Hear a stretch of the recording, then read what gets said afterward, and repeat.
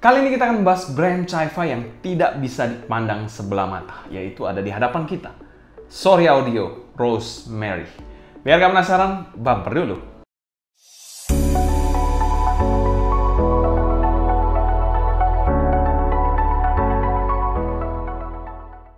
Halo semua, selamat datang di channel Sound Dignity bersama dengan saya Sebastian yang seperti biasa akan sharing info dan racun mengenai dunia personal audio, baik itu audio portable ataupun desktop audio. Jadi kalau kalian tertarik, gak perlu lagi untuk subscribe, nyalakan tombol notifikasi, serta follow juga Instagram kita di Sound Dignity agar kalian tidak ketinggalan update terbaru mengenai dunia portable dan desktop audio. Sorry Audio sendiri mungkin sekarang dikenal dengan nama Yanyin untuk pasar di luar China. Sorry Audio Rosemary sendiri adalah salah satu high-end line-up dari Sorry Audio, di mana dia menggunakan 8 balancer armatur dan 1 dynamic driver. Jadi total ada 9 driver per side. Selain drivernya yang sangat mumpuni, dia juga dibekali dengan 2 switch, yaitu switch bass dan switch untuk treble-nya. Jadi buat kalian yang gampang bosenan BTJ, itu salah satu fitur yang sangat-sangat menarik. Untuk harga sendiri, Rosemary ini dipasarkan di angka 13 jutaan. Kalian bisa cek di link deskripsi di bawah. Jadi kalau kalian dulunya tahu Rosemary, sekarang jadi Yanyin ya. Untuk packagingnya sendiri, kita tidak dapat packagingnya, jadi kita tidak akan bahas panjang lebar mengenai packaging dari in-ear monitor satu ini. Selanjutnya kita bahas build quality dari Rosemary ini. Resin yang translucent menurut saya, dan ini ada tulisan Rosemary di sini berwarna kuning, very nice. Dan kita lihat di bagian sininya ada switch tuning, 2 switch tuning untuk bass dan treble-nya, dan juga ada fan hole berwarna merah dan biru untuk menandakan marking left dan right. Untuk bagian nozzle-nya sendiri memang sedikit pendek, tidak terlalu panjang juga, dan diameternya mungkin sekitar 4 sampai 4,5 mm ke atas lah, dan berbahan metal. Very nice menurut saya. Kalau untuk bagian faceplate-nya sendiri, dia berbahan berwarna ungu, merah, dan biru seperti ini. Jadi keren banget. Jadi perpaduan 3 warna yang memberikan dia signature tertentu untuk bagian faceplate-nya. Keren sih. Lalu untuk kabelnya sendiri adalah kabel dual pin 0,78 mm, tapi saya nggak tahu ini kabel bawaannya, kabel standarnya atau bukan.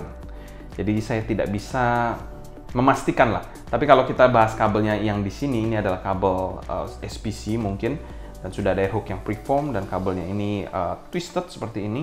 Di bagian bawahnya splitter dan chin slidernya berbahan metal, dan juga di sini juga braided 4 braid dengan jack L-shape 4,4 mm Bailins. Mungkin seperti itu.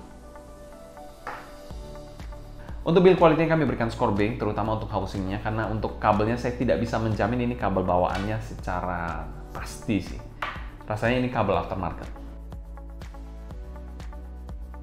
Selanjutnya kita bahas fitting dari in-ear monitor satu ini. Secara housing, in-ear monitor satu ini memiliki housing yang bisa dikategorikan normal dan sedang-sedang aja.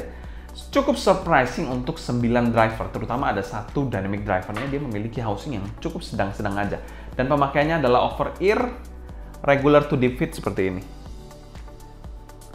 Kekedapan dan gripnya pun sangat baik dengan housing yang bisa dikategorikan ergonomis. Pemakaiannya ini tipe yang snug, jadi dia housingnya ini juga masuk ke dalam telinga dan duduk dengan sangat-sangat baik. Fittingnya ini so far menurut saya salah satu fitting yang cukup nyaman. Dan kami dengan mudah memberikan skor A+ untuk fitting dari si Audio Rosemary ini. Mengingat dia menggunakan 8 driver plus 1 dynamic driver, 8 balancer armatur plus 1 dynamic driver, surprisingly fittingnya oke banget. Setelah kita bahas sound quality dari in-ear monitor satu ini. In-ear monitor satu ini sendiri suaranya ini netral, agak sedikit mid-centric. Untuk drive-nya sendiri kalian menggunakan smartphone aja bisa, tapi saya sarankan kalau kalian sudah beli harga semahal ini, ada baiknya kalau kalian gunakan DAP atau dongle lah. Untuk bagian bassnya di sini termasuk bass yang cukup fun, terkesan full sounding banget, impact-nya juga cukup baik, walaupun secara punch-nya agak sedikit kurang deep menurut saya. Selain itu, bassnya juga memiliki DD tekstur yang mantep banget. Sedikit ada decay-nya atau ekornya dari dynamic driver-nya, tapi menurut saya ini salah satu yang cukup cepat untuk kelas dynamic driver, bass dynamic driver. Selain itu, bass-nya juga terkontrol dan kita bilang bass yang cukup versatile untuk berbagai macam genre.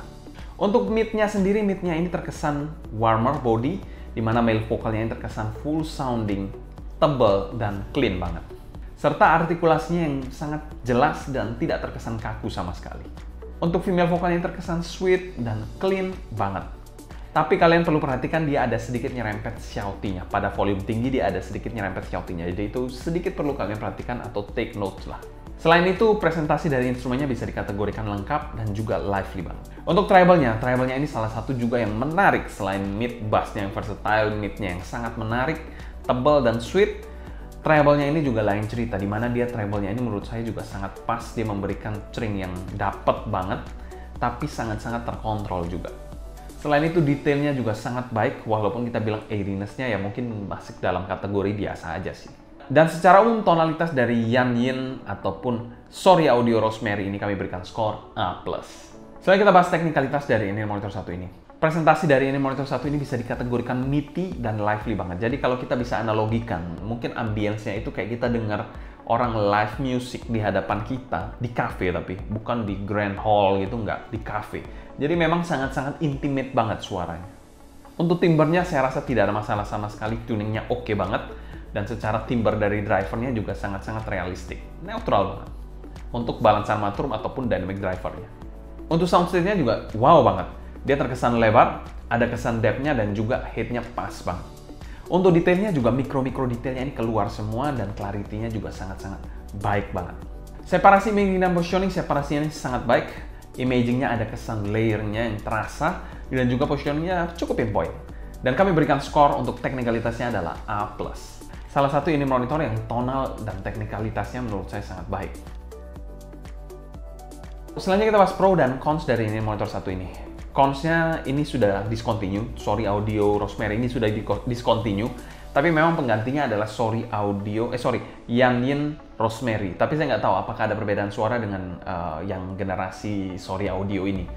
Mungkin kalau kalian tahu bisa tulis di kolom komentar di bawah ya. Pro-nya ini in-ear monitor yang good sounding banget.